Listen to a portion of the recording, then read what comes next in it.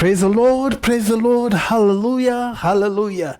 Glory to Jesus, glory to Jesus. Welcome to the final session of the WOI Conference, Women of Influence Conference 2025. And the title is Positioned. I'm so excited to be given the opportunity to close this particular conference.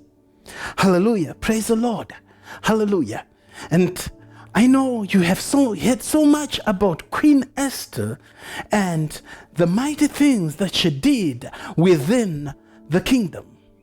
Praise God, confronting her fears and overcoming her fears and all that.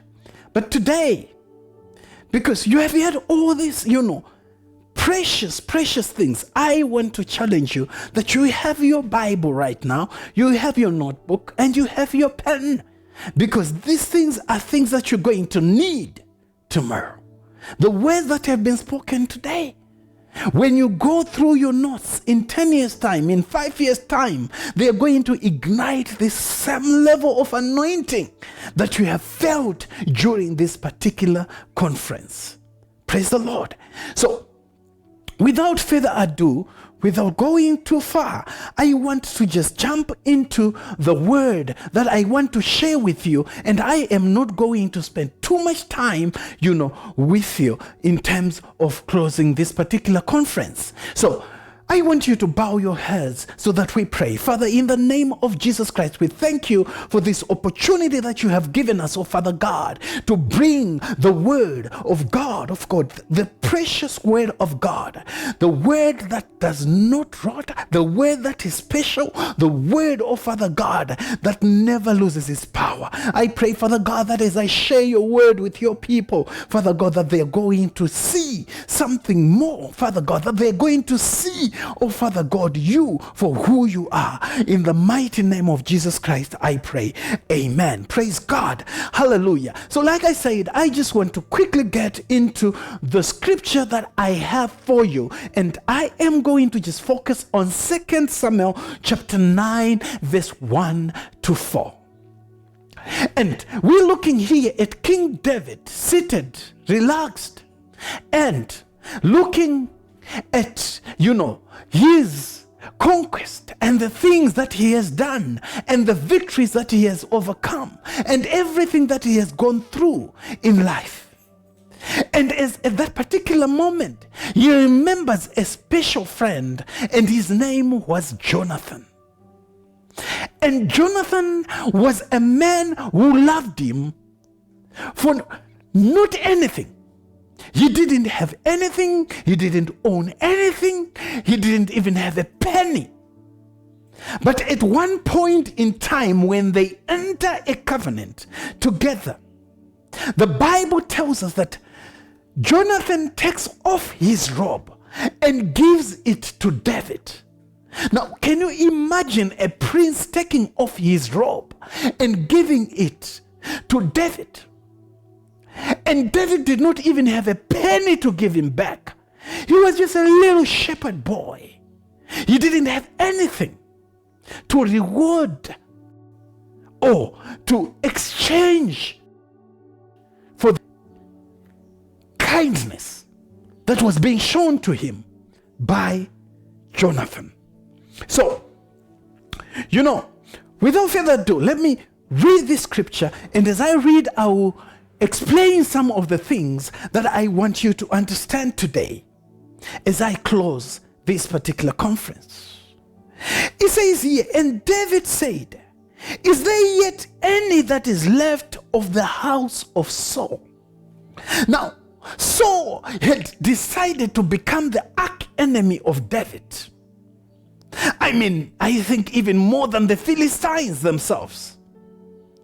Saul, someone who was also part of Israel, decided to hate David so much because of the anointing that was upon his head. Are you hearing me, somebody? And the Bible tells us that, he says, "Is there yet anyone who is remaining in the house of Saul?"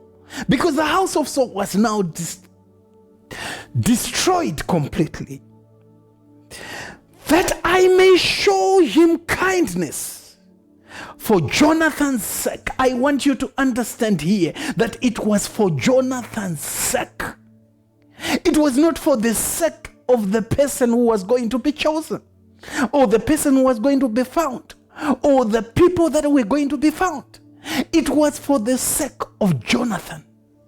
I want you to understand that as a parent, or as an elder, or as whatever you are today, the seeds that you sow today, they are going to be reaped by your own children, and your own children's children, and generations to come in your bloodline. So I want to ask you today, what kind of seeds are you sowing? Here, David, I believe, was in a position of relaxation, but he remembered Jonathan. And he said, Jonathan did so much for me, but I can't reward. He's 6 feet under. But is there anyone who remains in the house of Saul that I can reward him for the sake of Jonathan, my friend? Praise the Lord. Glory to Jesus. And there was of the house of Saul a servant whose name was Ziba. I want you to understand here that, Ziba means stationed or positioned. And this conference has been titled Positioned. And Ziba means positioned or means statue. Something that is put there, standing there, not moving. Are you hearing me, somebody? If you're hearing me, say, I am hearing you. Glory to Jesus. He was stationed there, and he was not far away when that request was made by the king. Hallelujah. Praise God. Glory to Jesus. And there he is called, and he is asked, is there anyone in the house of Saul that I can show favor on Jonathan's behalf? Praise God. I want to ask you today, what type of friend are you? What type of relative are you? What type of companion are you? Are you going to make your own children remembered? Now, Ziba, this statue, knew a lot of things. He knew much. So he answered, hallelujah, hallelujah, praise God. When David called him unto, the king said unto him, art thou Ziba? And of course he answered and he said, yes, I am Ziba. And he said, thy servant is he. And the king said, is there not yet any of the house of Saul, that I may show the kindness of God unto him? Praise God. It is important today that you begin to pray for the kindness of the King of Kings in your life. There are many things that have eluded you, many things that have eluded your family, many things that have eluded. Praise God. Are you going to be the one available to call on the kindness of the King of Kings? Praise God. Hallelujah. Praise the Lord. Huh? Are you with me? If you're with me, say amen. Say amen. And Ziba said to the king, Jonathan is yet a son. Jonathan has a son, meaning Jonathan had an heir. Are you with me? He had a son. And he says he is lame in his feet. And that is a sad story. He is lame in his feet. He cannot move on his own. Now, Ziba is stationed in the things of the Spirit. This man is stationed physically. He can't do anything. Oh, glory. Glory, glory, glory, glory. Hallelujah. Huh? And the king said unto him, Where is he? And Ziba said unto the king, Behold, he is in the house of Machir, the son of Amiel, in Lo-debar. Lo-debar was a junkyard. Lo-debar was not a place for kings or for princes. And you know, when you look at this story, it is a very sad story because he got crippled when he was a baby. He didn't know anything. But he is the one that escaped. I want you to look at the person next to you and say, divine escape is yours. The child escaped because one of the mates said, I am not going to run away from the war and leave this child on their own. And in the process of rushing, she dropped the child. But she did not say, oh, I've dropped a prince. She still picked up the child and she ran. And I believe she ran to Lo-debar, probably the place where most servants came from. A place of low esteem, a place of nothing.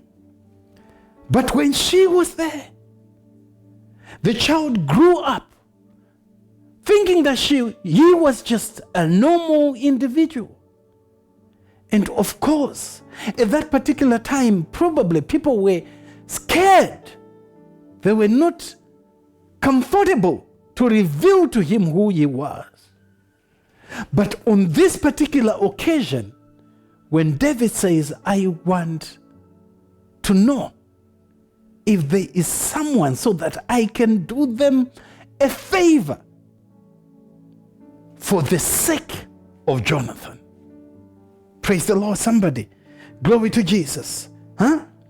So, like I said to you, Ziba means positioned. It means station. A station does not move. Praise God. It means statue.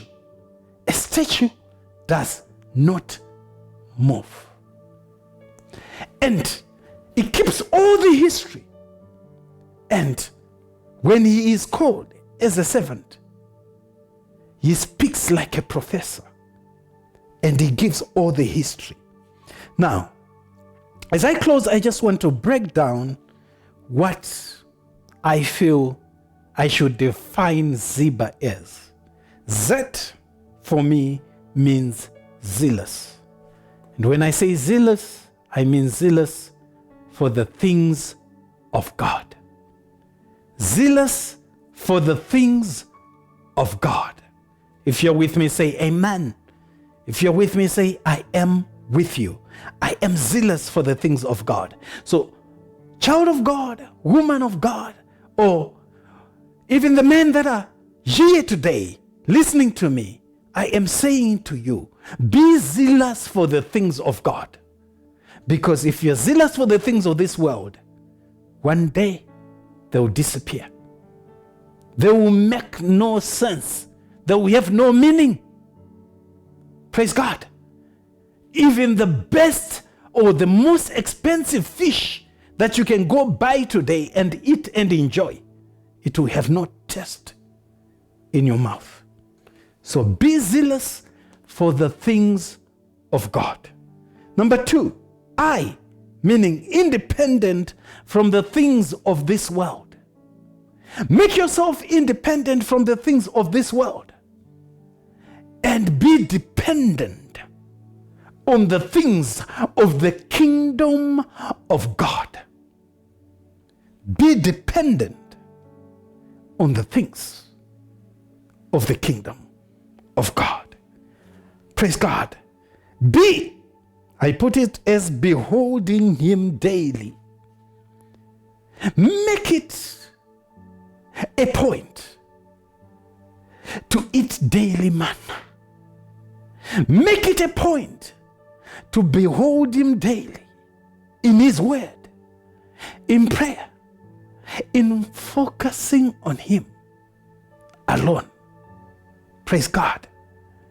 When you look in the book of Deuteronomy, where the blessings and curses are pronounced, you see there is a blessing that says, blessed shall he be when he goes out, and blessed shall he be when he comes in.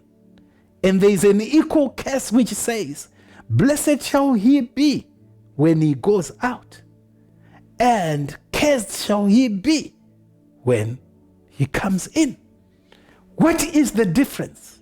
The difference is that the one with the blessing is the one who is focusing on the things of God, and the cursed one is the one who is following other gods, idols, and all sorts of things. Number 4, Alpha.